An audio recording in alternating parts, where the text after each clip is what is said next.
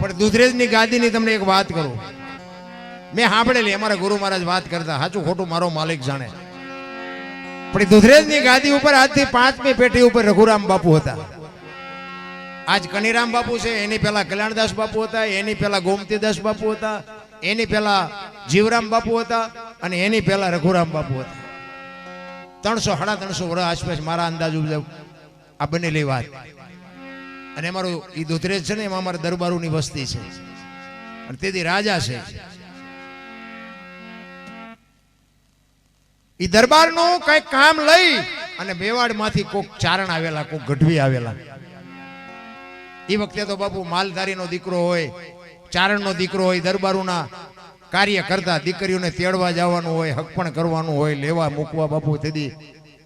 કારણ કે હું તો માલધારી સમાજને તો હું તો હજી કહું છું, ચેલેન્જ મારું છું કે અમારા રજવાડા હતા ને, તેથી બીજા સમાજને બાપુ ઉઘાડા માથે ન જવાય, જોડા પહેરીને ન જવાય, ભેટ બાંધ્યા વગર ન જવાય.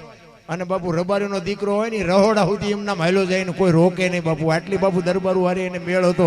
અને હું ઈ કહું છું કે આ ઘટ્યું કેમ આજ વિશ્વાસ નથી કોઈ કરતું? વિચારવા જેવી વાત છે. રહોડા સુધી એને બાપુ કોઈ ન રોકે. અમારા બૈરા હારે અહીંયા વાતું ચીતું કરતો હોય, દૂધના બોઘાણા દેવા જતો હોય, ગમે કઈ લેવા જતો હોય, એને કોઈ રોકે નહીં. અને બીજા બાપુ એમ ન જઈ શકે. આટલો નાતો હતો. ઈ ચારણ કઈક કામ લઈ, દરબારનું કઈક કામ લઈને આવેલા. ઈ નીચે નીચે રાખજો ભાઈ, આ નાસ્તો નીચે નીચે આપજો, આ ઉપર નો લાવજો. ઈ દરબારનું કઈક કામ લઈ અને ચારણ રાજસ્થાન માંથી આવેલા. અને બે દી દરબાર ને 2-3 દી રોકાણા, ડાયરા કર્યા, કહું બાના ને તેન બધું. અને પછી ચારણે રજા માંગી કે બાપુ હવે હું જાઉં. એટલે બધા દરબારો ડાયરો ભેગો થઈને કે ચારણ ગમે એમ તો આપણે અહીંયા મહેમાન થયા છે, આપણું કામ કરવા આવ્યા છે, એટલે આપણે કંઈક એને દક્ષિણા દેવી પડે, આપણે કંઈક વિવેક કરવો પડે. એ બધા દરબારોએ થોડા ભેગા કરી અને 2000 રૂપિયા, બાપુ તેદીના 2000 એટલે આજના 2 કરોડ કહેવાય. 2000 રૂપિયાની શીખ કરી અને બાપુ ગઢવી તમે જોવો ને તો એની કહું ફાટે, વાહ દરબારો, મને આજ 2000 રૂપિયા બાપુ શીખ કરી. પણ એને ત્યાંથી નીકળે અને એને વાત યાદ આવી કે અહીંયા એક આ દુધરેજ ગામ છે કે ઓલી વડવાળાની કંઈક જગ્યા નાની એવી છે, કંઈક ડેરી છે, કંઈક ઝૂંપડી છે. એ કે અહીંયા દરબારોએ કીધું કે હા, તો કે મારે એના દર્શન કરવા જવું છે. અને એ વડવાળાની ઝૂંપડી હતી ને, ત્યાં એક છોકરો કોક મૂકવા ગયો કે હાલો હું તમને દેખાડું.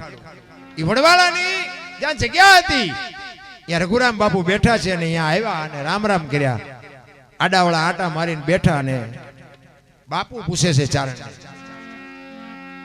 ક્યાંથી આવ્યા? એ કે બાપુ રાજસ્થાન માંથી આવ્યો.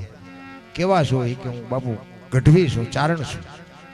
હા, કઈ બાજુ ગયા હતા? એ કે બાપુ આ સુધી જ આવ્યો હતો, આ દરબારોનું એક કામ હતું ને, કામ લઈને આવ્યો હતો અને 2 દી રોકાણો. હવે દરબારોએ મને શીખ આપી એટલે હવે હું જાઉં છું. દરબારોએ શીખ આપી? તો કે હા. કેટલા આપ્યા? અરે બાપુ તમારા ગામના દરબારની શું વાત કરી, 2000 રૂપિયા મને આપ્યા. એ કે એમ? હા, સારું કહેવાય. એમના જે કારભારી હતા ને રઘુરામ બાપુએ એમના કારભારીને કીધું કે આ ચારણ દરબારનું કામ લઈને આવ્યા અને દરબારોએ શીખ કરી હોય તો આજ આપણી ઝૂંપડી આવ્યા છે, આપણે કંઈક શીખ તો કરવી પડે ને. એ કે જાઓ તો માલિકો પૈસા પડ્યા એમાંથી 2000 રૂપિયા લેતા હો. અને 2000 રૂપિયા લેતા હો એમ કીધું ને, ચારણ ની આંખું ફાટી રહી. આ તો ગમે એમ તો દરબારું તો આપે, એ તો રાજા છે, ગામ ધણી છે. આ એક નાની એવી ઝૂંપડીનો સાધુ ઈ મને 2000 આપશે? અને 2000 રૂપિયા લઈને બાપુ આવ્યા અને રઘુરામ બાપુને આપ્યા. રઘુરામ બાપુએ કીધું કે બાપુ આ વડવાળાની પ્રસાદી છે, લઈ જાઓ. પણ એ 2000 રૂપિયા બાપુ ચારણના હાથમાં આપ્યા અને ચારણને બાપુ કહું મડી તૂટવા હો ને. એ તો બાપુ શું, એ પછી ચારણ બાપુ બાકી રાખે? ચારણ પછી કહે છે કે રાજા જોયા ઘણા પણ રાખ, ફકીર તું ફાકડો. રઘુરામ આડો વાળો આંખ બાળા બાપ આમને મને આપ્યા. એ તો એક ગામ ધણી હતા, પણ તું તો એક નાની એવી ઝૂંપડીનો ફકીર છો, તું તો એક નાની એવી ઝૂંપડીનો સાધુ છો. તે મારા 2000 રૂપિયા આપ્યા, મારે તારા શું વખાણ કરવા? ઈ બાપુ દુધરેજની ગાદી. અરે બાપુ શું મહાપુરુષોએ વાવટા ફરકે. તમને એક બીજો દાખલો આપું. તમારા રબારી સમાજનો ઇન્દ્રાણા ગામ છે, તાલુકો કેશોદ અને જિલ્લો જુનાગઢ. કોક દીક જાવ તો જાજો. હું અહીંયા જઈ આવ્યો, એનો દર્શન મેં કર્યા. ગામ ઇન્દ્રાણા, તાલુકો કેશોદ અને જિલ્લો જુનાગઢ. ઈ ત્રમટા હાકનો રબારી અમરા હતા જેનું નામ. અને રામદેવજીના મંદિર બનાવવા માટે બાપુ એવી બાપુ ટેક લઈને બેઠેલો. અને રામદેવજી બાપુનું મંદિર આજે અડીખમ ઊભું છે. મંદિરની સામે બાપુ એની સમાધિ છે.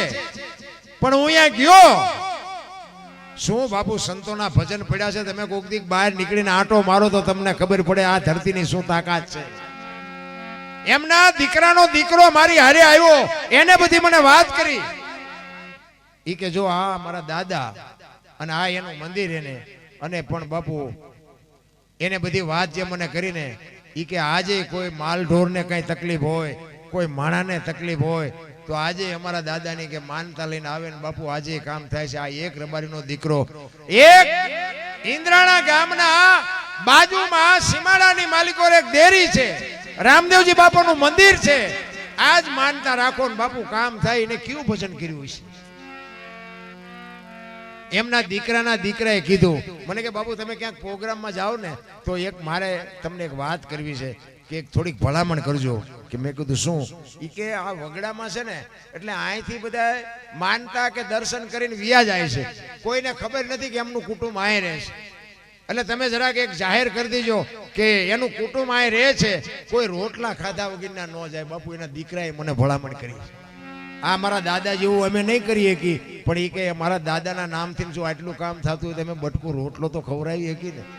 મને કે તમે આ મીડિયાના માધ્યમથી તમારા વિડીયા બધા જોતા હોય, એમાં કદાચ કોક ઈ બાજુ માનતા કરવા આવે તો તમે આ વિડીયામાં બોલ્યા હોય તો કે એટલી ખબર પડે કે અમરા આતાનું કુટુંબ ગામમાં રહે છે અને રોટલા ખાધા વગરના જાય નહીં. બાપુ હજી આજે એની ત્રીજી પેઢીને